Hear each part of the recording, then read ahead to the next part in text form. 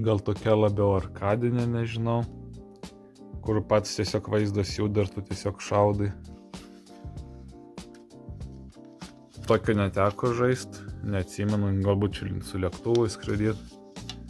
Tai vat irgi viskas lietuviškai parašyta, malonu žiūrėt, gražu labai.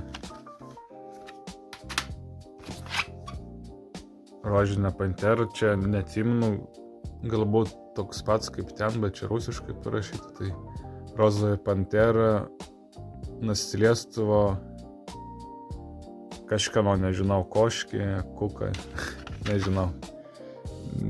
Bet čia ir lietuviškai dar matau, yra netikėtas dėdės kuko palikimas. Priverčia rožinę panterą vytis. Ir čia vat platformeris, toks vat fainai visai atrodo.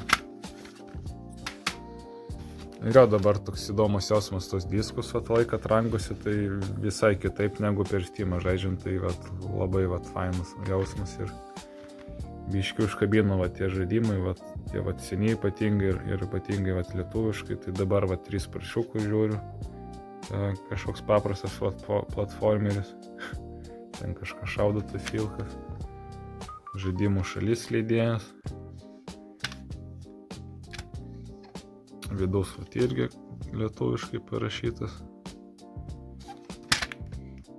O taip, atsimenimai tokie vaikystės grįžta, nes tų žaidimų labai šiaip daug turėjau, gaila, kad kažkodėl juos išmečiau, bet dar kažkiek diskų yra pas mane lygiai, tai vat tą žiūgin ir dar visai faina, kad dar vat susigrąžinau porą iš vaikystės. Ir atrodo paskutinis žaidimas, Italija Championship, vat lenktynių.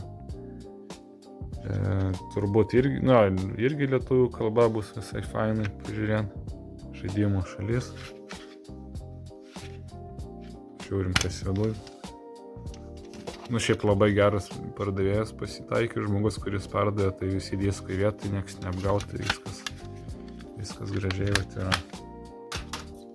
Ir galbūt dar papačia kažkas bus. Ne, nėra. Jo, tai va tiek žaidimų, tai ačiū, kad žiūrėjot. Žiūri 16 minučių, tai toks neįprastas video, tai o čia va tiek žaidimų susirinko ir vėliau bandysiu bandyti.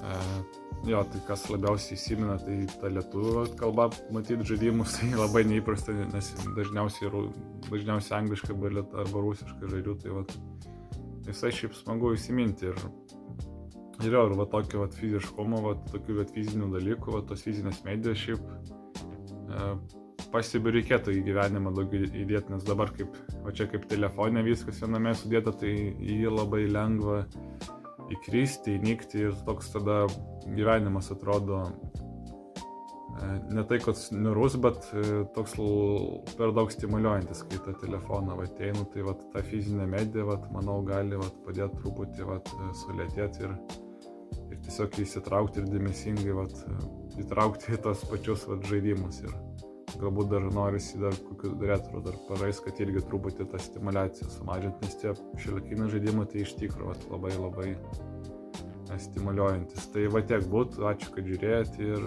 iki kitą kartą.